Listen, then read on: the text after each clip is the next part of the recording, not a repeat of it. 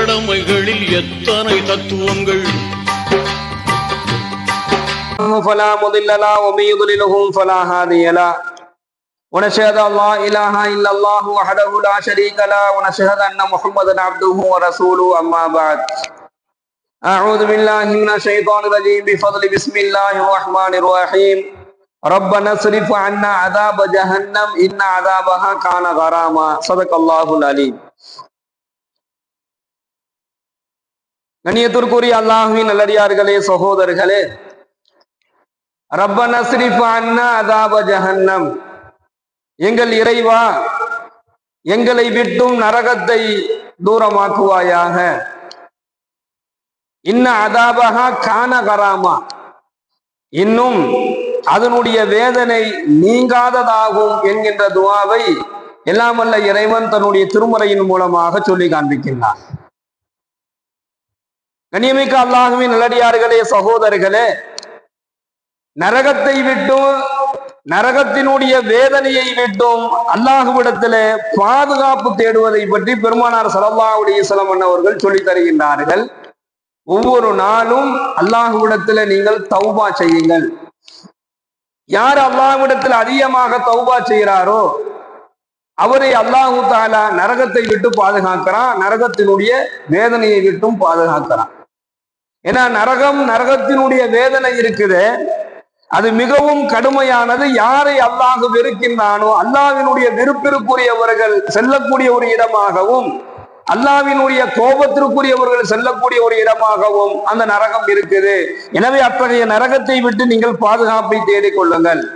அந்த நரகத்தை விட்டு அந்த நரகத்தினுடைய வேதனையை விட்டும் தூரமாக்கக்கூடிய இபாதத்துகள், தூரமாக்கக்கூடிய நல்ல அமல்கள் என்ன அப்படின்னு சொன்னா, அதுதான் முதலாவது விஷயமாக நாம் பார்ப்பது தொழுகை.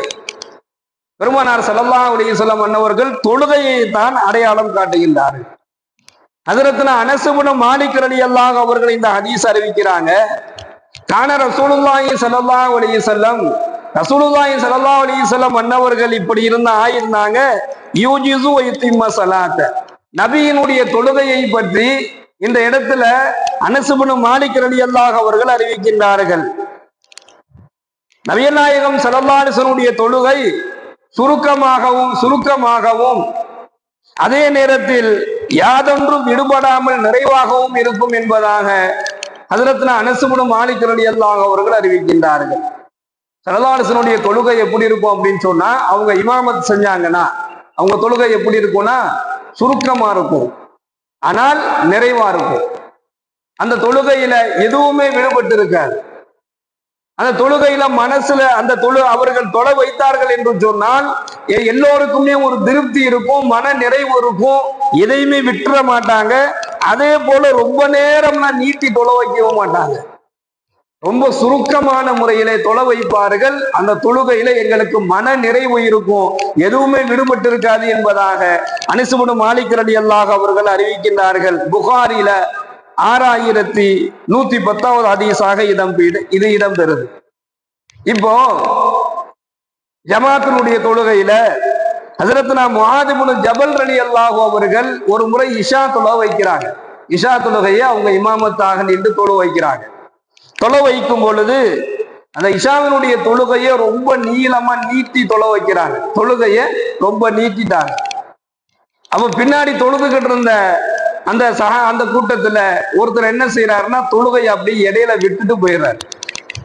அப்ப இது முஆத் இப்னு ஜபல் ரலியல்லாஹு அன்ஹு சொல்லப்படுது. இந்த மாதிரி நீங்க இஷா தொலை வைச்சீங்க, தொழுகையில ஒரு பாதியிலேயே போயிட்டாரு என்பதாக சொல்லும் பொழுது, இஷா தொழுகையை பாதியோடு முடித்து கொண்டு சென்ற அவர் ஒரு முனாஃபிக், நயவஞ்சகர் என்பதாக யார் அந்த இடையில தொழுகையை முடிச்சுட்டு போனாரோ அவரை பார்த்து முஆத் இப்னு ஜபல் ரலியல்லாஹு அவர்கள் சொல்லிட்டாங்க.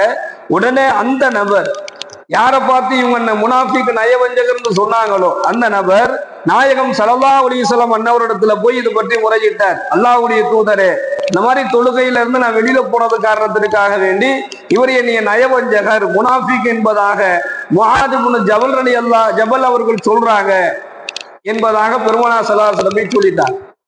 நாயகம் ஸல்லல்லாஹு அலைஹி வஸல்லம் அன்னவர்கள் முஆத் இப்னு ஜபல் ரலியல்லாஹு அவர்களை வர வைத்து அவங்கள பார்த்து கேட்கிறாங்க, முஆதே, மக்களை குழப்பத்தில் தள்ளிவிடும் குழப்பவாதியாக இருப்பதற்கு நீங்கள் விரும்புகிறீரா என்பதாக கேட்டார்.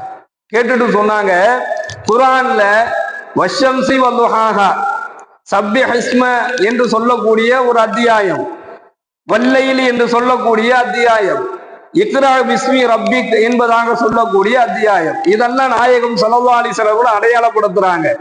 இந்த மாதிரி சிறிய அத்தியாயங்களை ஓதி நீ தொழ வைப்பீராக என்பதாக பெருமானார் ஸல்லல்லாஹு அலைஹி வஸல்லம் அன்னவர்கள் முஆத் இப்னு ஜபல் ரலியல்லாஹு அவர்களுக்கு சொன்னார்கள் என்பதாக இந்த ஹதீஸை நம்ம பார்க்கிறோம். புகாரில 701வது ஹதீஸாக இடம்பெறுது. அப்போ தொழுகைய ஜமாத்தினுடைய தொழுகை இருக்குது, அந்த தொழுகையை அதிகம் நீட்டுவது நாயகம் ஸல்லல்லாஹு அலைஹி வஸல்லம் அன்னவர்கள் வேண்டாம் என்பதாக தடுத்திருக்கிறார்.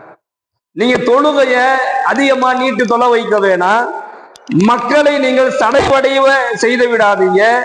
பலகீனமானவர்களை கருத்தில் கொண்டு நீங்க என்ன செய்யுங்க, ஜமாத்தினுடைய தொழுகை வைக்கக்கூடிய அந்த தொலை வைக்கக்கூடிய இமாம் இருக்கு, பெருமானார் ஸல்லல்லாஹு அலைஹி வஸல்லம் உபதேசத்தை நம்ம பார்க்கிறோம். காரணம் என்ன அப்படின்னு சொன்னா, அல்லாஹ்விற்கு ரொம்ப பிடித்த ஒரு இபாதத்தை தொழுகை தான்.